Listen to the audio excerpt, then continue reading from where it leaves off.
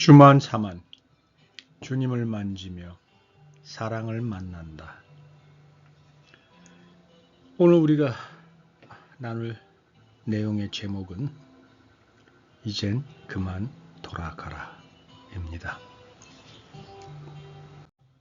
본문 요절은 마가복음 15장입니다. 34절이에요. 제9시에 예수께서 크게 소리 지르시되 엘리 엘리 라마 사박다니 하시니, 이를 번역하면 나의 하나님 어찌하여 나를 버리셨나이까 하는 뜻이라. 지금 예수님께서 십자가에 매달려 계십니다. 조금 전까지 그 무거운 십자가를 짊어지고 골고다 언덕까지 올라왔고, 양손 발에는 못 박혔고, 그전에는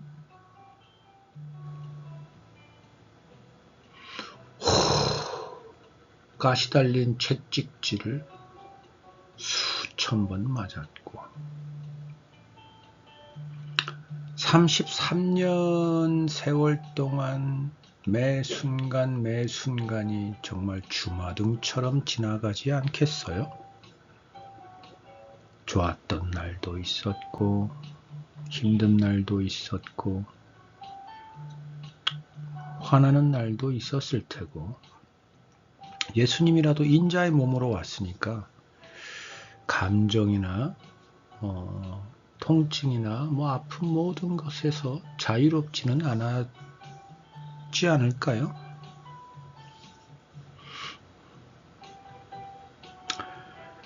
그런데 그 순간에 나의 하나님 어찌하여 나를 버리셨나이까 라고 말씀하십니다. 이거 어떻게 느껴지세요?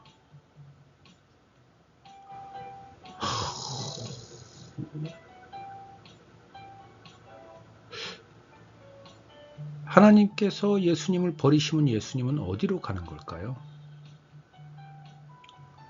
십자가에서 죽으면 예수님은 어디로 가시는 거죠? 물론 부활하시죠. 사흘 만에. 그 사흘 동안 어디로 가 계신 거죠?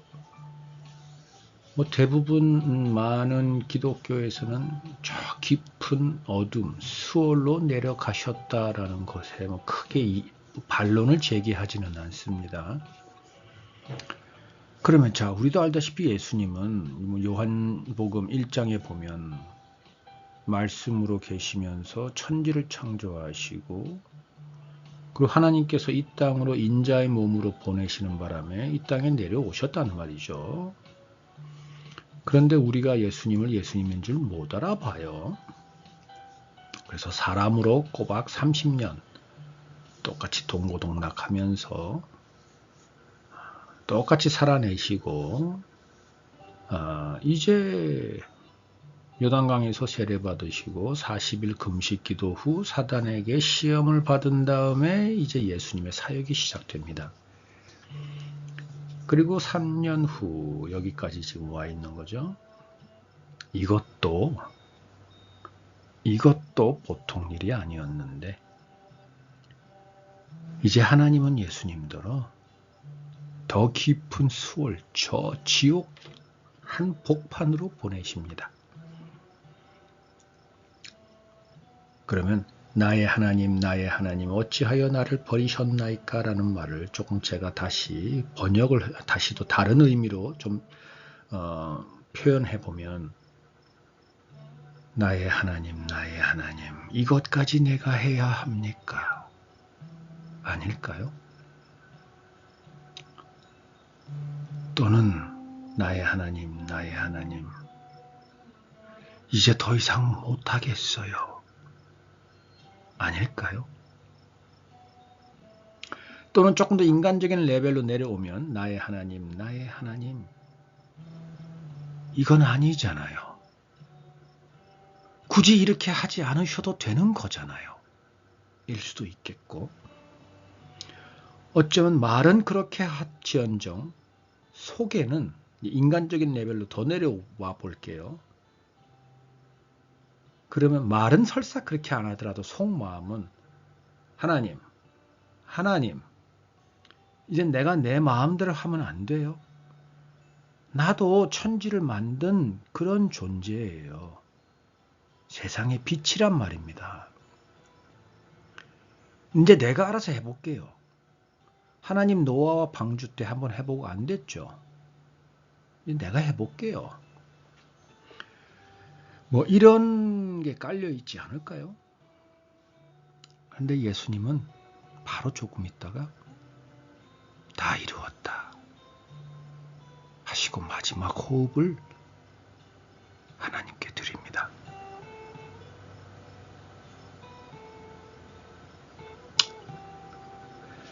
다음 페이지 볼게요. 자, 마가복음 그 뒤 38절, 39절을 한번 보죠. 이에 성소 휘장이 위로부터 아래까지 찢어져 둘이 되니라. 예수님은 이제 나의 하나님 어찌하여 나를 버리셨나이까 라고 아버지께 외치고 고개를 떨구고 좀 계시다가 다 이루었다 하시고 돌아가십니다. 그리고 이제 성소 휘장이 위로부터 아래까지 찢어집니다.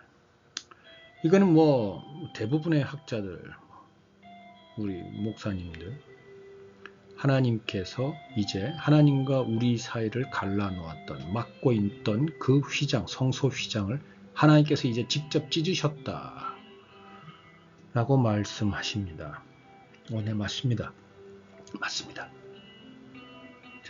근데 이때 하나님의 마음 우리가 좀 만져봐야 될 것 같아요.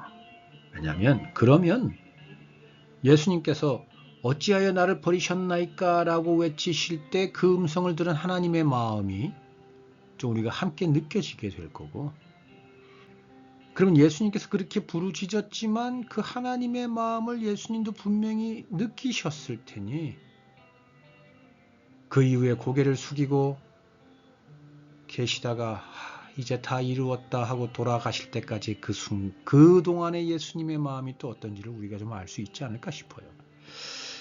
자, 그러면 성소 휘장이 위에서부터 아래까지 찢어졌습니다. 그럼 하나님은 이제 3일 후면 예수님이 극적으로 부활할 거니까 그 기대감으로 이제 거의 끝났구나 라는 마음으로 설레고 기대감으로 차 있을까요? 하나님의 아들이 어찌하여 나를 버리셨나이까? 아버지 정말 이래도 되는 거예요? 이제 내가 하면 안 돼요 라는 음성 듣고 좀 기다려. 지금까지 잘했잖아. 33년 동안. 조금만 기다리라. 그걸 못 기다리고 자식이 사다 딱 3일인데 3일. 좀만 기다리라. 하는 마음이었을까요? 아니겠죠? 절대 아닐 겁니다. 절대 아닐 겁니다. 모르겠습니다. 다른 분은 모르겠습니다. 저는 절대 아니라고 정말 장담할 수 있습니다. 지금껏 한국에 와서 13년 동안 선교하면서 하나님과 함께 동행하면서 하나님께서 내게 들려주셨던, 내게 보여주셨던, 내 앞에 펼쳐놓으셨던 많은 사건들 속에서 하나님께서 내게 들려주시고 내 심장 속에 살며시 건네주면서 나도 똑같이 느끼게 했던 하나님의 마음은 절대 그렇지 않습니다. 성경에 하나님은 우리의 머리카락까지 세시는 분이라 하셨습니다. 하물며 우리한테 그럴진데 예수님 33년 공생애 동안 어찌 하나님께서 예수님의 그 고통과 아픔과 배고픔과 슬픔과 애통함을 모르셨겠습니까? 예수님께서 동산에 앉아있는 많은 이들에게 팔복을 외치실 때 그 예수님이 팔복을 외치시는 그 한마디 한마디 한 단어 외치실 때 그 예수님의 심장 속에 어찌 하나님의 마음이 없었겠습니까? 여러분, 하나님은 다 알고 계십니다. 이 말은 똑같이 느끼고 계십니다. 아니, 우리는 피조물입니다. 그러면 그분은 오리지널, 원본입니다. 내가 10이란 강도로 무엇을 느꼈다면 그분은 100, 1000, 어쩌면 억? 아니, 그 느낌의 본질로 생생하게 느끼실 겁니다. 왜냐하면 우리는 피조물이고 그분은 창조주잖아요.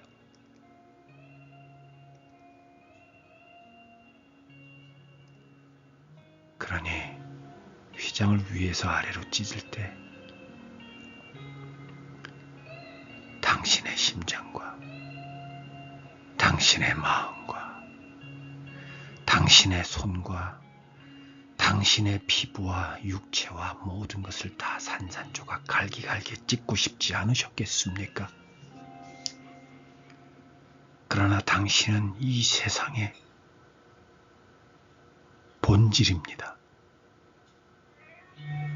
그러니 당장 눈앞에 보이는 내 자녀들과 나 사이를 가로막고 있던 휘장이 바로 보이길래 그거라도 찢지 않으셨겠습니까?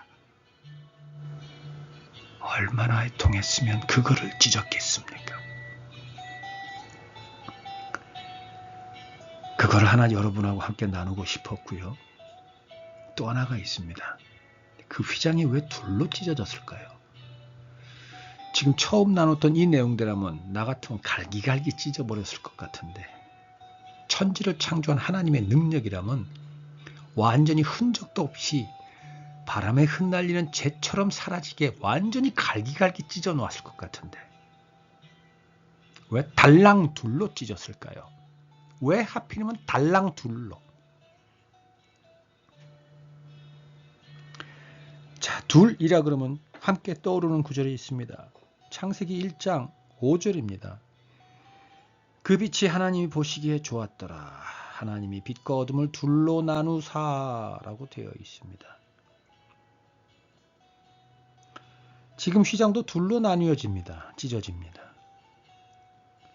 그리고 지금 휘장을 찢은 사건 바로 전에는 예수님의 죽음입니다. 십자가 사건입니다. 이제 이 땅의 어둠 속에 있던 모든 아버지의 자녀들의 죄는 단번에 다 깨끗하게 되어버렸습니다. 하얀 눈과 같이 희게 되었습니다. 이제는 예수 그리스도가 하나님의 아들인 걸 믿고 찢어진 휘장 안으로 들어오는, 즉 하나님을 향해 나아오는, 즉 회개, 자기가 가던 길을 돌이켜 하나님을 향해 방향을 돌리는 자들은 하나님께로 오는 빛의 자녀들일 것이요. 그럼에도 불구하고 어둠 속에 남아있는 자들은 어둠의 자식입니다. 이제 그 둘로 또 나누어집니다. 창세 때 하나님이 창조를 하실 때 어둠과 빛을 나누시듯이 예수 그리스도의 십자가 사건을 통해서 하나님께서는 하나님께로 나아오는 자와 나오지 않는 자 둘로 나누셨습니다. 바로 그 길을 열어놓으시면서 이제 누구든지 들어오라. 예수 그리스도를 주로 시인하고 예수 그리스도가 나의 아들임을 믿는 자는 누구든지 들어오라. 아무 조건도 아무 값도 필요 없으니 그냥 들어오라. 그걸 하나님께서 직접 나타내신 겁니다. 그래서 어떻게 됩니까? 그 다음 절에 결국은 백부장이 비로소 그 사건을 보고 예수님이 진실로 하나님의 아들이구나라는 것을 알죠. 이제 정말 깨달은 자가 생깁니다. 깨달은 자. 깨닫고도 그 휘장 안으로 들어가는 자와 깨닫고도 들어가지 않는 자가 생깁니다. 깨닫는 자와 깨닫지 못하는 자도 생깁니다. 그래서 이제는 빛으로 나아가는 자와 어둠에 남아있는 자로 구분이 되는 겁니다. 자, 그런데 예수님이 십자가 죽음을 통해서 부활까지 사흘 동안 저 깊은 어둠 수월 속으로 내려가셔야 했어요. 그래서 예수님께서 아버지 나 이것까지 해야 돼요 그랬거든요. 하나님은 응 해야 해 라고 했던 이유가 바로 여기에 있습니다. 자, 휘장을 찢으셨어요. 그래서 이제 나올 수 있는 자와 저 어둠에 머무는 자가 둘로 나뉘어졌어요. 그러면 예수님, 하나님의 아들인 걸 알고도 또는 보고도 깨닫지 못하는 자, 자기들이 자초한 거잖아요. 자기들이 남아있기로 한 거잖아요. 그런데 여러분, 그 우리 소위 돌아온 탕자 이야기 아시죠? 둘째 아들은 그러고 떠나갔지만 아버지 마음은 돌아오기를 기다리죠. 그리고 실제로 문 밖에 나가 기다리죠. 그리고 아들이 저 멀리서 보이자마자 아들한테 뛰쳐가죠. 그 하나님의 마음이 아버지의 마음이 있기 때문에 하나님은 한 번 더 예수님을 죽음을 통해서라도 한 번 더 저 깊은 수월 속 어둠 속으로 예수님을 보내야 했습니다. 무슨 말인고 하니 자 이제 휘장이 둘로 찢어졌어요. 어둠 속에 남아있는 자들 중에서 어떤 자들이 아직 있냐면 너무나 배고프고 너무나 힘들고 너무나 춥고 귀신 들려있고 너무나 힘들어서 눈까지 멀고 열심히 일하느라 부당한 대우를 받아서 두 다리까지 잃고 손까지 마르고 피까지 흘리고 죽임까지 당해서 도무지 찢어진 휘장을 보고 기쁨으로 달려갈 수 있는 것을 알면서도 오지 못하는 이들이 아직 남아있기 때문입니다. 어둠 속에 그들은 누가 데려와야 될 거 아닙니까? 누가 갈 깁니까?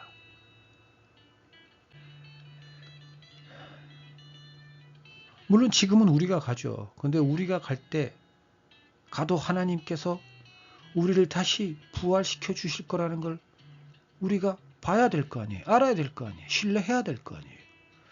그거를 한 번 더 우리를 잘 아시는 하나님이 증명이라도 해야 되기 때문에 예수님을 그 어둠 속으로 보내셨고 결국은 사흘 만에 예수님을 다시 부활시키신 겁니다.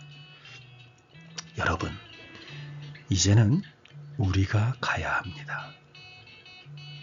지금 이 땅에서 지금까지 크리스찬으로서 하나님께서 지켜 행하라 하는 것을 행하는 것도 정말 숨이 멎을 듯이 힘들었습니다.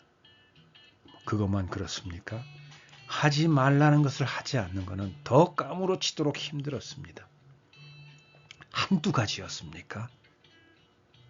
그리고 아니 나도 없는데 더 주고 더 베풀고 더 나누고 뺨 맞았는데 다른 뺨도 돼야 되고 단락하면 더 줘야 되고 저 상대방은 평생 놀고 먹고 게으르고 춤추고 놀러 다니고 술 먹고 담배 피고 도박하고 헛짓거리나 하고 죄 짓다가 교도소까지 가 있는 저 사람을 찾아가서 위로해 주랍니다.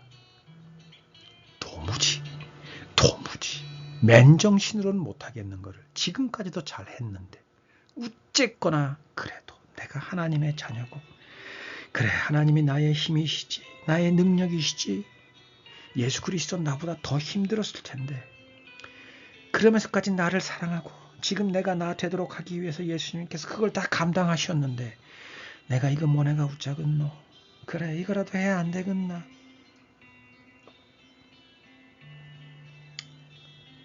그렇게 사는 것도 힘든데 이제 하나님은 우리더러 더 깊은 어둠 저 수월 속으로 돌아가라고 이제 그만 돌아가라 너가 원래 있던 어둠 속으로 돌아가라 라고 말씀하십니다. 어찌해야 됩니까? 아버지 이게 정말 아버지께서 나에게 주시는 그 하염없는 은혜 맞아요? 이럴 거면 나를 왜 구원해 주셨어요? 나에게 무슨 복을 주십니까?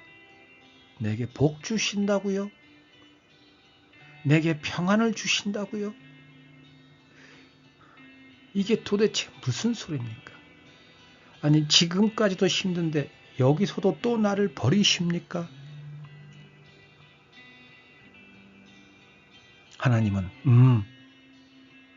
이제는 네가 가야 돼. 이제 그만 돌아가. 이제 너는 네가 하나님의 아들이 아니라고 손가락질하는 사람들에게 돌아가.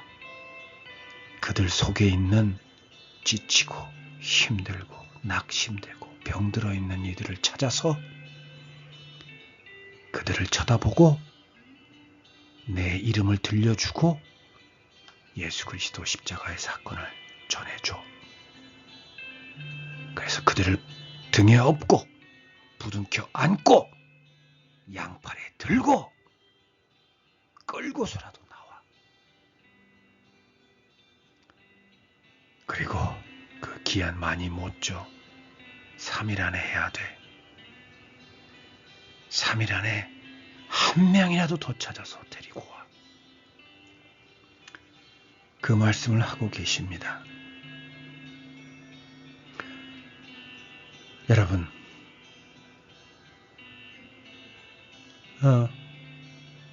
지금까지도 많이 힘드셨죠? 수고 많으셨어요. 하나님도 다 알고 계세요. 정말 다 알고 계십니다. 그런데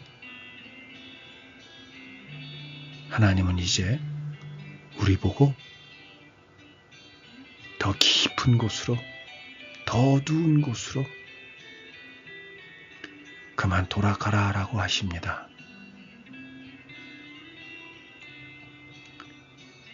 크리스찬이란 거 다 내려놓고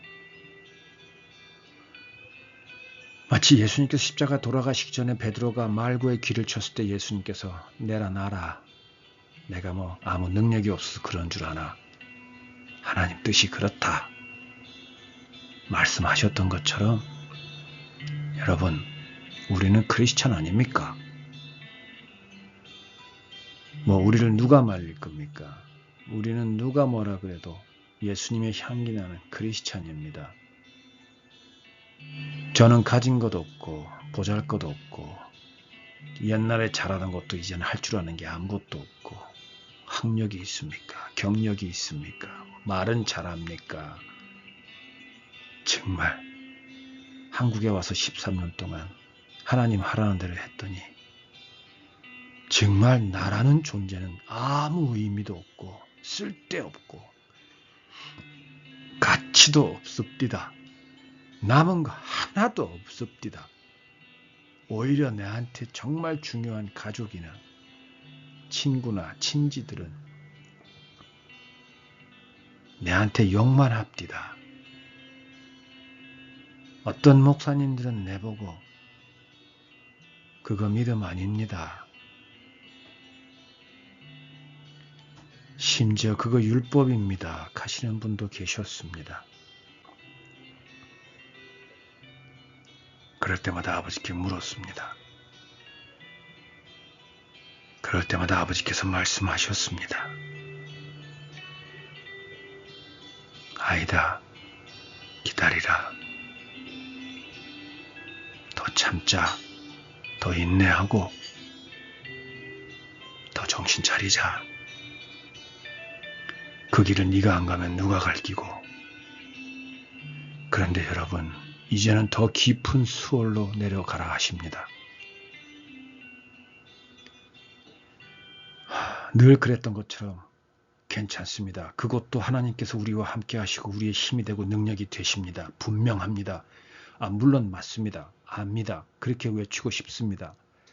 그런데 십자가 위에서 나의 하나님 어찌하여 나를 버리셨나이까 하는 예수님의 마음이 오늘 어찌 그리 내 마음과 같은지 이제는 그 말을 하고 싶고 분명히 확신은 드는데 저도 좀 맥이 빠집니다. 아니, 그 어둠 속에서, 수월 속에서 정말 하나님이 원하는 대로 잘 할 거 알고 있고 그리고 결국은 하나님께서 부활시키실 거라는 것 너무나 잘 압니다. 저는 이제 하나님을 향한 내 믿음은 물론 흔들립니다. 물론 금이 가기도 합니다. 그러나 적어도 저는 그 믿음 안 놓습니다. 절대 안 놓습니다. 그런데 여러분, 지금 내 마음이 어찌 그리 예수님이 십자가에서 외치셨던 그 마음과 같은지, 그리고 지금 내 마음속에 하나님 마음이 너무나 생생하게 있다라는 것도 압니다. 네, 여러분, 갑시다. 아니, 저부터 갈게요. 저부터 갈게요. 여러분도 천천히 기도하시고 마음 잘 추스리셔서 결단하시고 따라오세요. 함께 가십시다. 왜냐하면 저 어둠 속에, 저 깊은 수월 속에 예수 그리스도의 피로 나는 우리의 형제들이 지금 울고 있습니다. 배고프다고, 힘들다고, 아프다고, 춥다고, 너무 어려워서 눈도 제대로 뜰지 못하겠다고. 저들한테 누가 가야 됩니다. 저들 속에서 아버지께서 지금 울고 계십니다. 누가 와서 이 아들 손 좀 잡고 데려가라고. 누가 갈 깁니까? 누가 갈 깁니까? 저부터 갈게요. 자, 여러분도 천천히 따라오십시오. 자, 다음 주에 뵙겠습니다. 아니, 다음 주가 아니라 또 언젠지는 모르겠지만 좀 이따가 몇 시간 후도 될 수도 있고 며칠이 될 수도 있고, 이 말은 안 하는 게 나은데. 또 보입시다. 수고하시고 애쓰세요.